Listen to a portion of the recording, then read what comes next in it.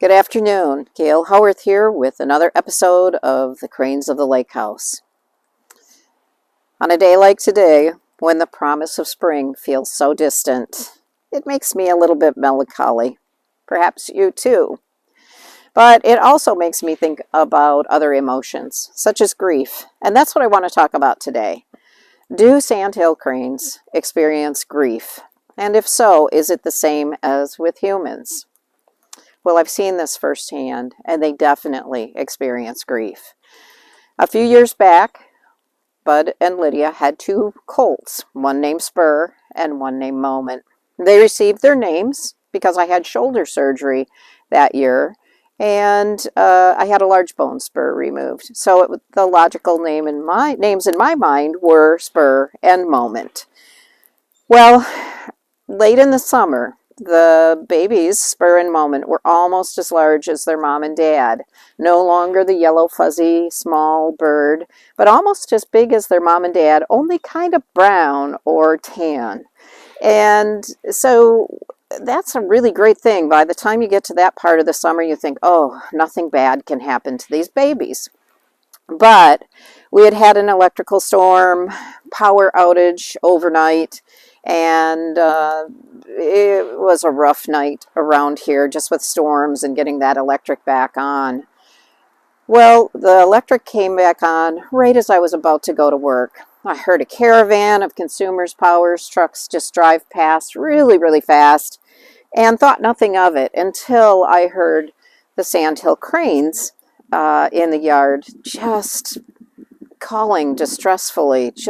They were just sounded awful, and I had no clue what had happened. When I came out of the house, I was going to get in my car, but I saw that there were 3 cranes underneath a pine tree in the front yard, not 4, and they were jumping and calling and clearly very, very upset.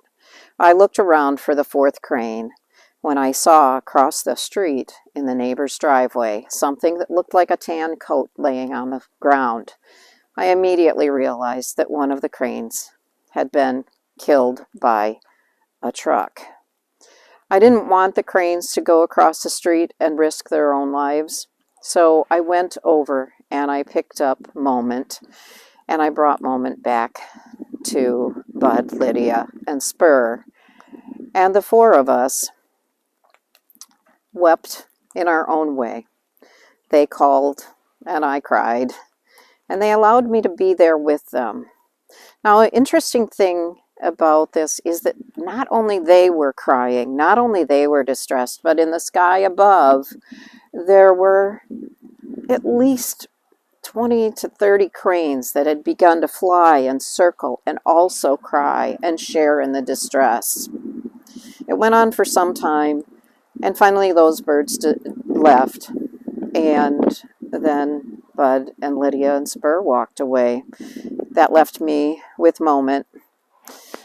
I wrapped Moment in a blanket and I placed her by the lake so that she could be on her marsh for the next chapter of wherever these creatures go when they leave us. The one thing that I did realize, though, in that happening was that while humans can grieve for days, months, years, and even on and off for a multitude of years, a wild animal doesn't have the luxury to stay in a place of grief. Being present is incredibly important for survival of any animal. This has actually helped me process my own grief or difficult times, and reminding me that if I stay present, the things from the past can't hurt. So I don't know if this is helpful to anybody else, but it does help me when I'm processing to remember, stay focused, stay present. Nature is an incredible teacher, and it's guided me in so many ways in my lifetime. I sure hope you're enjoying the Cranes of the Lakehouse. If you have any questions, please put them in the comments below the video, and we'll have an episode with questions and answers. Thanks for tuning in. Happy spring.